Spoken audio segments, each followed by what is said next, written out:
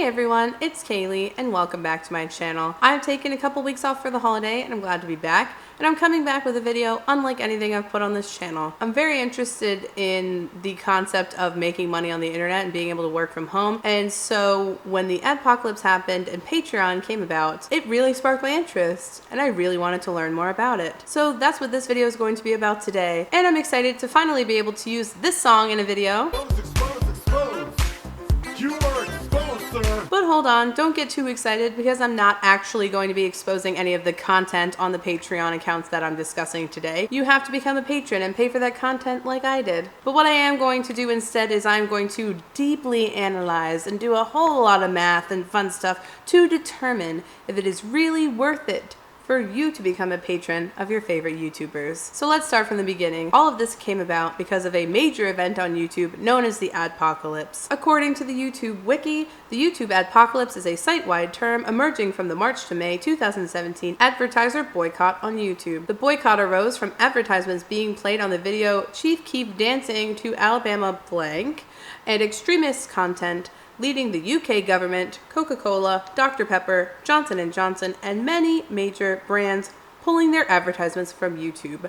This was followed by an Adpocalypse 2.0, technically due to Beautybot, and an Adpocalypse 3.0 that happened at the beginning of this month thanks to Logan Paul. I'm not going to get into the specifics of that, but just know that it was really bad, and for a lot of small content creators that had nothing else going on, it seemed like they were doomed. If you follow Team YouTube on Twitter, you will see that every single tweet is them responding to another content creator who had their video demonetized for no reason, and sometimes even before those videos are even published. That means that that video is making no money at all and has no chance to be advertised. This started the rise of family-friendly content, and the channels that didn't want to post family-friendly content were moving to other platforms. But what other platforms have video? Not really many. And so a lot of these YouTubers were stuck.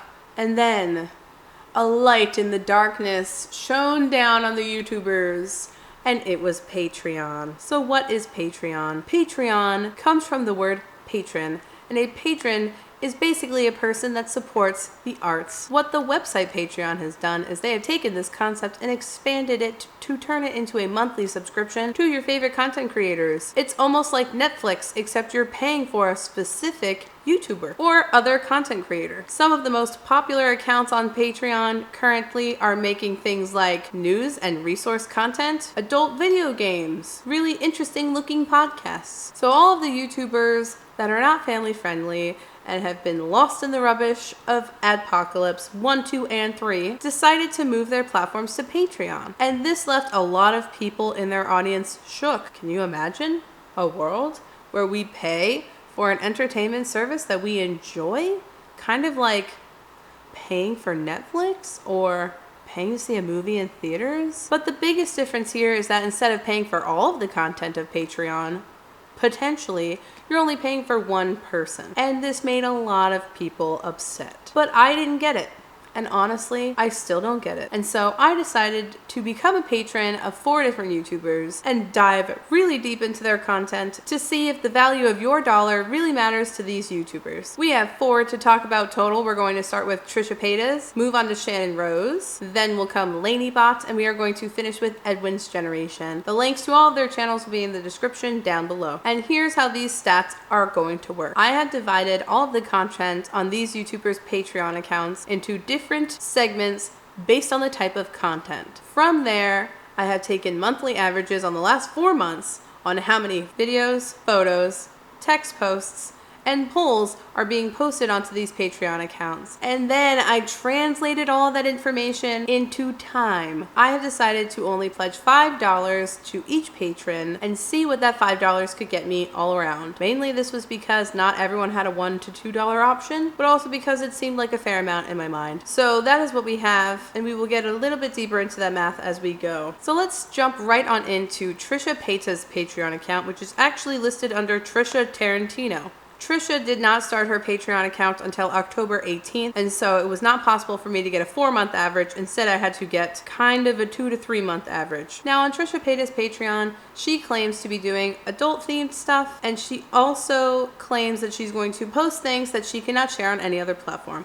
Those are the only promises that you get going into this. So on average, For $5 a month, you receive 8.33 videos from Trisha Paytas with an average total length of 1 hour and 46 minutes worth of content. You also will receive 1.67 text posts with a monthly total on average of 161 words. Now, in order to convert that into time, I took a speed reading test myself. On average, people read at a speed of 200 words per minute. My score was 261 words per minute. On average, I took the test 3 times. And so I sat down and read something that was 161 words long. And it took me 45 seconds to do that. So that means that on average, for most people, for 1 month, you receive 45 seconds worth of text content on Trisha Paytas' Patreon. Now we move on to the photos. You receive 0.33 photos per month on Trisha Paytas' Patreon. Now I did some research on this and I couldn't really find anything, so I just decided arbitrarily for myself, I spend around 5 seconds looking at every photo that I see on social media. And so based on that number, you have around 3 seconds of viewing time worth of photos on Trisha Paytas' Patreon in an average month. That leads us to a total content time on average per month on Trisha Paytas' Patreon account of 1 hour, 46 minutes, and 48 seconds. For $5, that is what you get.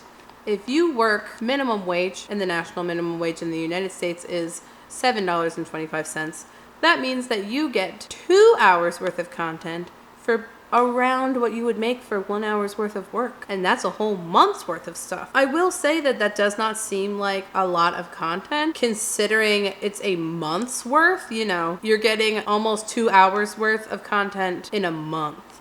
Like maybe that would make more sense for me per week, but also you're only paying $5. That seems like a pretty good deal to me. And I will also say that Trisha does actually give you what she says she's gonna give you. She promises you adult themed stuff, which you definitely get considering the first video I clicked on had Trisha naked. And the second thing that she offered was stuff that she couldn't post anywhere else.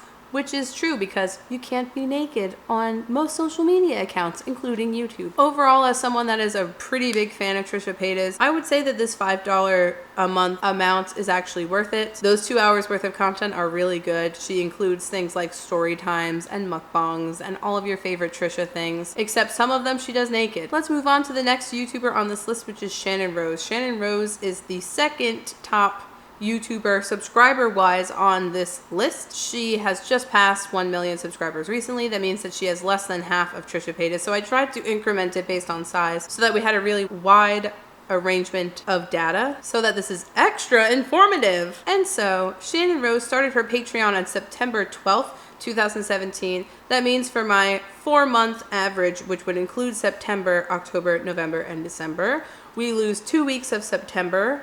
So take that into consideration as we go over these numbers. On average per month on Channon Rose's Patreon account, you will receive for $5 a month 0.75 videos, a quarter of a video, not even a full video per month, and 7 minutes and 57 seconds worth of content. You also will receive polls on Channon Rose's Patreon. I consider the time of polls to be 2 minutes on average because you have to read the entire thing and then really think about what your answer is going to be.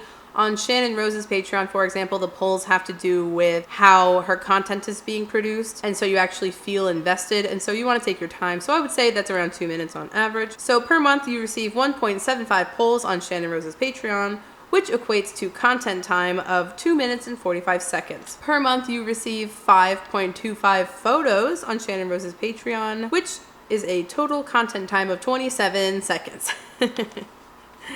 And you get 0.75 text posts with a total per month on average of 12.75 words.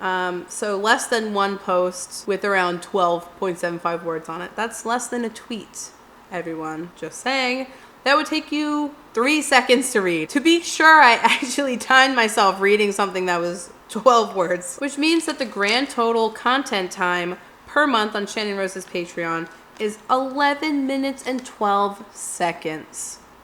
11 minutes for $5. When you consider, you know, if you're working minimum wage, you make $7.25 an hour. Could you imagine spending most of your hour's worth of pay for 11 minutes of your time? Girl, That does not seem worth it at all. And I'm just disappointed. You know, you've got a couple hundred patrons, or a little bit over 200 patrons, and this is what you're giving them. But for me personally, do I feel that this is worth it for what I'm getting? Maybe if I spend $10. And so finally, on Shannon Rose's Patreon, she posted an intro video where she claims that she was going to be doing video diaries where she would spill tea, she would give early access to photos and videos, she would post videos that are too racy for YouTube, and she would post outtakes from videos. And those things are not met in the $5 tier. They could potentially be met in the $10 and above tiers, but as far as the $5 tier goes,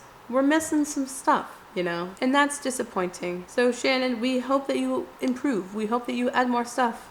We want more stuff. Let's move on to Laineybot. In 1 month, on average, from Laineybot, you will receive 19.25 videos. That's a lot. And the average monthly watch time for those videos total altogether is 2 hours and 38 minutes. That's the most that we have seen so far. Laineybot has the second highest number of patrons on this list though. They actually have more patrons than Shannon Rose, despite having a channel that's less than half of Shannon's size. So that's interesting as well, something to consider. As far as text posts go on Lainey's account, you get half of a text post on average per month with 17 words per post. That would bring you to an average content time of 4 seconds. Then on average per month, Lainey posts 10.5 photos. And so that brings us to a content time per month on photos at 53 seconds. And then on average, there's 1 poll posted per month on Lainey's Patreon, which would take you on average 2 minutes. That brings us to a grand total content time per month on average of 2 hours, 39 minutes and 51 seconds. I'm pretty sure that math is right. Oh my goodness, that was a lot. And that's a lot of content considering everyone else here. Trish has a lot of patrons, I think over 3,000. And I think a lot of that is because she has the people that are interested in the adult stuff, and she has a lot more to offer in her higher tiers that are $50 or $100 per month. But Laineybot has the second highest number of patrons on this list. And I think that's just because they're posting a lot of stuff. It actually is really valuable. For $5, you're getting almost 3 hours worth of content. That seems really worthwhile to me. Now, something that's interesting to me about Laineybot's Patreon is that you can pay for things like P.O. Box access, email access, Twitter access. I guess Laineybot has a private Twitter. And you can pay $20 a month to have Laineybot follow you on Tumblr and on Instagram, and they will subscribe to your YouTube channel. Now, obviously, you get all of the previous tiers perks, so you get a lot of other things with that, but it just seems strange to me that you're paying for someone to follow you on a social media account, you know? I have some YouTubers that follow me on Twitter, and I was so excited when they followed me, super hype, but I didn't pay for them to follow me. Is that the point we're going to someday reach, that we're paying for people to follow us? And also, what happens when those people are no longer patrons? Does Laineybot then unfollow them? These are some things that I would want to know. Also, when it comes to the P.O. Box access, we're being patrons of yours, so we're paying you money monthly so that we can send you gifts in the mix. Like, you see what I'm getting at? That to me, I'm not a very big fan of Laineybot, not for any reason other than I'm not familiar with their content. I'm a lot more familiar with their content now.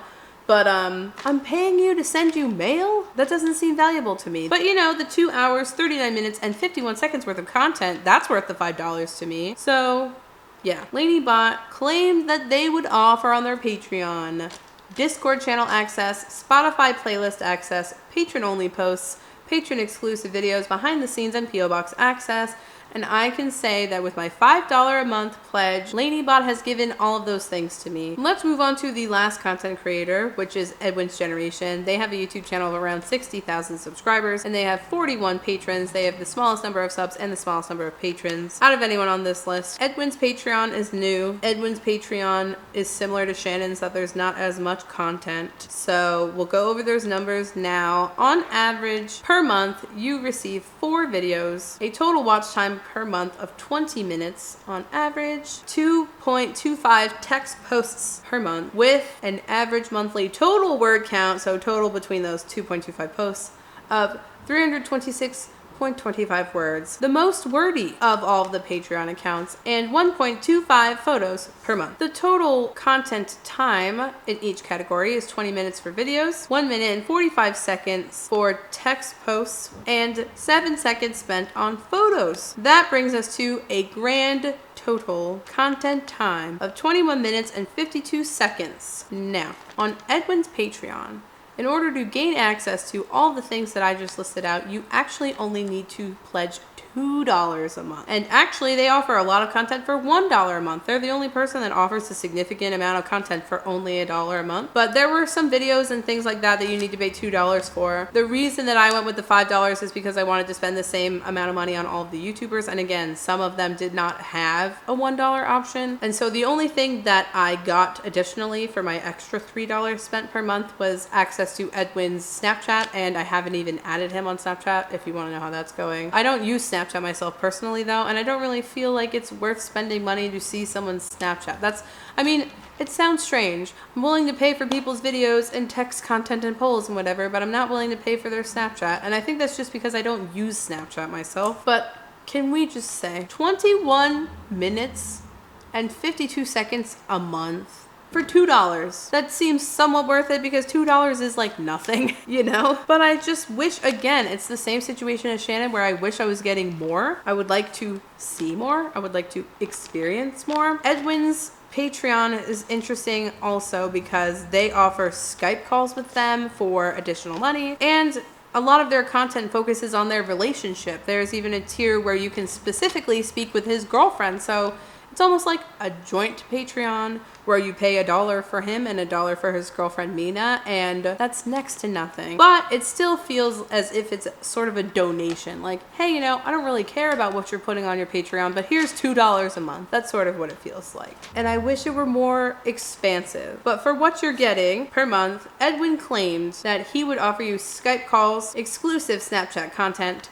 live stream highlights, bloopers, photos, and he promised some sort of a dialogue, some sort of a communication between himself and his patrons. Now, I have spoken to Edwin myself before I was a patron of his, and I haven't spoken to him at all being a patron of his, so I can't really say that that's better or worse. But the Skype calls are legitimate offers. The Snapchat content is a legitimate offer. There are live stream highlights. Again, I wish there were more. There are some bloopers. I wish there were more. There are some, I just want more. I want more. You're hitting the mark barely.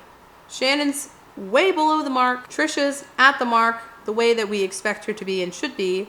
And Lainey's going above and beyond. And so overall, when it comes to Patreon, I feel that these smaller creators, the small list of the creators, really need our help. So I'm probably going to keep being a patron of Edwin because I support his content and I want him to do well. And even though I'm excited about Lainey's Patreon, I probably will not continue being a patron of theirs only because I'm not a big fan of theirs. I'm definitely not going to be a patron of Shannon Rose. And I might actually say a patron of Trisha because the mukbangs are fun. I love watching them. The story times are really juicy and really R-rated, which that part doesn't make a difference to me, but the censorship factor does. And so if you're someone that really cares about the censorship and you really are upset that YouTube is silencing creators and trying to form us into family-friendly robots here, then Patreon's a really good avenue to support them. To the people that say, well, I shouldn't have to pay for this. Again, you pay for your internet, your cable, your entertainment, you see Broadway plays,